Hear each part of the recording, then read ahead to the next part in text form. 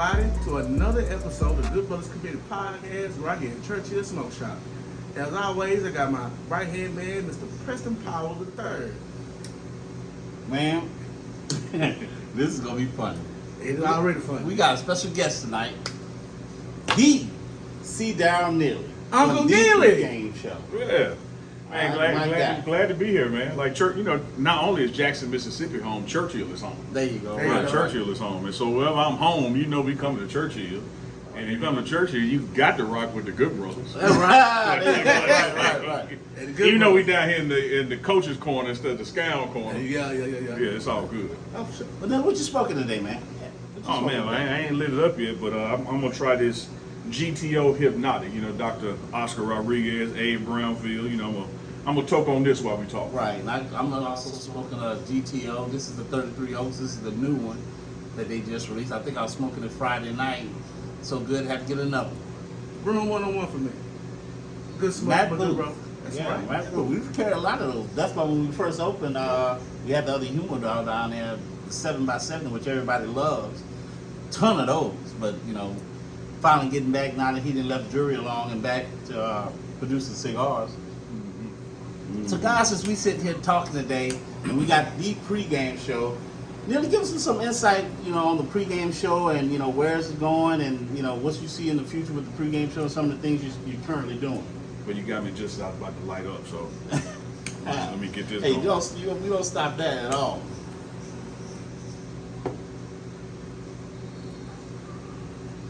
Get that going first. There you go.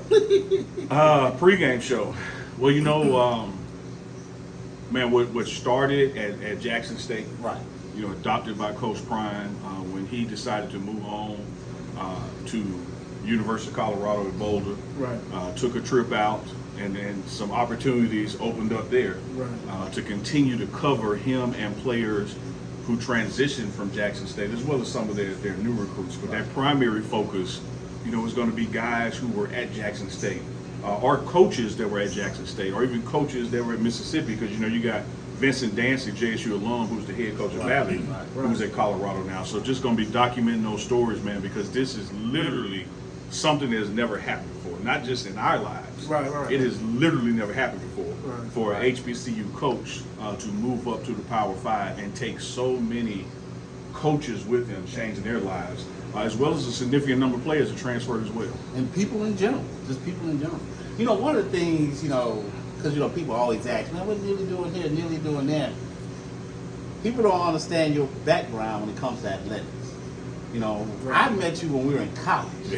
And then, of course, we did some business stuff together. But athletics has always covered around everything we did. Now, most people, I guess most of us don't even know your relationship with Dak and other athletes that's currently in the NFL.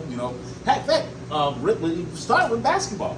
Yeah, when I played, that's why I was smiling. Yeah, so because you go played a little way pro back. ball, and Right. when you were here at Bellhaven, and we started a summer league Summer for league. youth basketball. Yeah, so sure did. a lot of people look at Neely and think Wow. football, but really the roots are basketball. Wow. Never knew that. Yeah. Yeah, Preston and never I started Yeah. a youth development league. You had Above the Rim by Wayne Brent and Right, Coach right, Chuck right. that comes to Churchill. Right. And we were like a notch below them, catching those guys that fell through that crack. Right, You wasn't playing It's above almost the like in rim, football, right.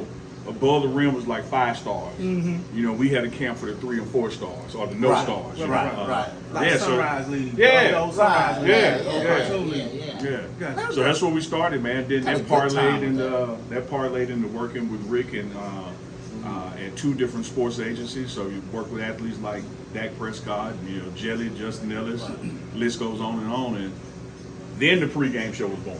Right. Then don't forget your time. That's real. You killed Nash and Buzz on the podcast. I can't stand that goddamn that. I'm telling you, I'd rather have Hey, it's walks like around you ever had a date over at the house and the ropes walk by, and he was sitting like, I ain't gonna say that, she don't say that. But I see it.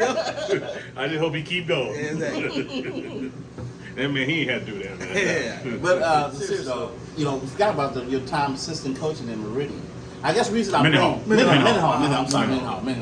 Reason I bring it up is because sometimes when you're talking to athletes and things like that, you know, we're older now, so they don't remember. Hey, you know, I'm not telling you something I heard, like Chief said. Yeah. I'll tell you something. Tell you something I know. But hey, man, you're gonna encounter these things. I mean, a good example of that is, you know, what's going on with John Morant right now. You know, you can only just tell people things like, hey, man, I know what you're gonna do. We all do it, but hey, this is what you have to do. Right. This is what you gotta look forward to. You know, is this worth it? This is what you want to do. You know, I hate it for him. And I saw Gilbert Arenas do a nice little talk on it. Talk about that he thinks it's going to take him at least 3 years before he can even start to rebuild himself back to be the athlete that they could, you know, hang their banner on, which I don't know if that will ever happen again. You know, I'm going to kind of lean. I didn't hear, you know, what Gilbert said, but I'm going to kind of lean toward Gilbert. It takes about 3 to 5 years from a marketing standpoint. For brands to want to trust you enough, you know, because here's a guy who's relatively new to the league, and he messed up. It's going to take about that same amount of time or double to get people to know the new you and believe they can invest in it. But you know, one thing about the social media era, it's short memories, man. Right. It'll be a new story next week on somebody else that'll pale that in comparison. But you just have to stay consistent. And I wish the young brother the best. Yes, always. But you know. Speaking of like Coach Prime, Boulder, Jackson State, my experience with other athletes, that's really how all this came to be with the pregame show. You know, when I was working in sports agencies, my role was helping the guys make better decisions. And you know, I didn't train them how to run a better 40. Right. You know, I trained them on their decision making and who they socialize with and how to carry themselves in a professional manner. And that's how Coach Prime and I even hooked up at Jackson State, because I was doing that same role for student athletes at Jackson State, helping them with their interview skills, helping them navigate life, you know, being a friend of the program. And I literally met Coach Prime through Shador. Yeah, I remember. You know, I remember that. it was helping with his recruitment process at Jackson State and getting settled here. That Shador was like, hey, Dad, this is a good dude. You need to get to know him, kind of thing. Right. Yeah, and that's where it started at. Well, Neely, if I can ask this question. You can ask anything, bro. Well, do this for me. Mm-hmm. Tell our listeners, especially for those listeners that got kids who are currently being recruited, the importance of being socially positive with their interactions on social media. Oh my God! Like Chad, you know, you just pulled out a document in '93 where you were that dude, you know, blue chips. That's what we used to call them. Right. Yeah. And that was before social media. And so all people had on you was game film and interviewing your teachers and that kind of thing. Right. Well, now what you post follows you. Right. And let's keep it thou wow. Okay. Right. Keep it a beat. We got to. Coaches have one job, and that's to win. Right. Okay. And then comes the credibility and the character of the program, what the program looks like. Right. Because most coaches, wherever they are, that's not where they're going to be. They're moving up in the world too. Right. So if you are a defensive lineman and you have a suspect social media presence, Right. now you that dude, Right. you realize there's 50 other that dudes that don't have a social media presence like Yeah, yours. that's a big thing. So if I have to offer a kid, why would I risk my livelihood, my profession, my upper mobility on a guy that waves a gun on social media or uses the N-word on social media or is degrading to women on social media? Right. I don't want to have to manage that. Right. Of course. Like, it's like Bruce Lee said about water. We're going to take the path of least resistance. Right. You know, like, I don't want to have to deal with that. So the least that you give a coach to have to deal with, the more likely that coach is going to be attracted to what you bring to the table athletically. Yeah, and me personally, and I've had the very honor and privilege, you know, to coach. I'd rather take a 0-star and now turn into a superstar. That's my mentality. Yeah. Because character, high morals, you don't, you know, you can teach that, but those are innate qualities. And social media put you on a short leash. I mean, if you come around, you come in with some bad stuff on social media, I mean, you ain't got no mess up. And look, I'll be first to tell you, I messed up in college like everybody else. There's no footprint of it, Yeah, right. No footprint of it. But this day and age, you don't have that leeway. And you know, the part I have a problem with is, we know what it is now. We know, I mean, you can see it as older men, we see it, is when people say, well, you just got to let them be you. if that's what you want to do, but you can't tell me you want to be the guy and want to be you. That's not how being the man works. No, It's a big responsibility. It is, and like some of the professional athletes that I've worked with have had to encourage them to understand you can still be with your friends, but you have to understand you're different from your friends. Right. You know, and you have to have friends who understand that. Exactly. Like we can't lose you. Right. You know, I remember back in the day when Michael Vick got caught with the weed in the airport, which will be a no big deal 20 years later. Right. But okay, you want to travel weed, man? Why your partner ain't got it? Right. Yeah, why you go? Yeah, like if y'all just absolutely got to take it, like you got to keep in mind, it's 20 years ago. You didn't have dispensaries and legalization. Right. You just absolutely got to travel with it. Why he ain't got it? Right, Why exactly. the cash guy got it? Right. So just better decision making and understanding, you know, that the people around you have to protect that lead, that bell cow, that, you know, the lead dog, because everybody else's success is hinging on him and his protection. Or you can surround yourself with people who aren't going to encourage you to do foolishness or don't want to pull your coattail to it, and you just want to be the cool guy in the group and be the man.